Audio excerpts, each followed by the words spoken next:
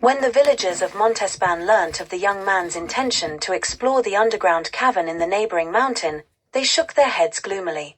"You may get into it all right," they said, "but you'll never come out again alive. There's a river that rises to meet the roof.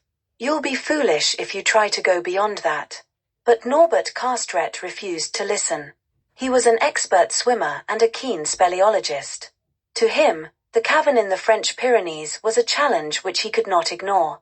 And so, in August 1922, he set out to inspect the supposedly impenetrable cavern from the outside.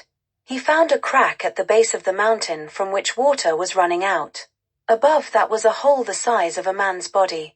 Narberth undressed and slipped through the hole into a horizontal gallery about 12 feet wide and 10 feet high. He waded through the water until the gallery turned sharp right, and a sudden dip in the ceiling forced him to bend low. After another 20 yards of difficult going, the water deepened, and the roof touched the surface. Narberth knew this must be the place the villagers had told him of. Common sense told him that he should return to the mouth of the gallery. He knew the risks he might be taking. But in those early days of potholing, Narberth sometimes allowed his enthusiasm to get the better of him. He decided to press on. So he placed his one candle on a jutting rock, and inhaled enough air to enable him to remain underwater for 2 minutes. He then submerged his head in the river and plunged forward with one hand touching the ceiling. He carefully followed the contours of the rock above him, remembering all the time that he had to return by the same route. "I was blind," he said, "with fingertips for eyes." Then his head suddenly emerged from the water, and he was able to breathe again. He was in total darkness and had no idea where he was. Experience told him that he had forced a siphon, a tunnel with a submerged ceiling. He knew that if he pressed on in the dark, he might lose his sense of direction, so he returned as quickly as he could. He reached his candle safely, and made his way back to the open air.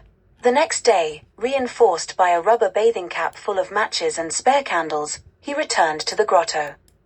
He followed the same course as before and, when he had passed through the siphon, his candles showed him that he was in a hall which was adorned with beautiful stalagmite cascades. He crossed the hall, and began wading again. He was now feeling isolated and apprehensive. He knew that the most ordinary accident, such as losing or wetting his matches, could cost him his life. Narberth then passed through another deadly-looking siphon, and a series of galleries, halls, and caverns. Eventually, after what seemed like hours of endless wading, he reached the end of the last cave. He had no alternative but to return as he had come, and on his way back he came across a tooth which proved to be that of a bison. Bison were killed by prehistoric cavemen for food, and the young explorer realized that he was on the verge of making a discovery of major importance. But when the water in the cave system began to rise, he was forced to abandon his explorations. 12 months later, in August 1923, Narberth Casteret and a friend, Henri Godin, came to Montespan to explore the caverns further. This time Narberth found a new passage leading to a new cave, which, from the engravings of bears and horses on the walls, seemed to be a kind of picture gallery. Then the potholer literally stumbled over a strange formation of clay which was to become world famous. He stooped to examine it, and saw that it was a statue of a headless bear.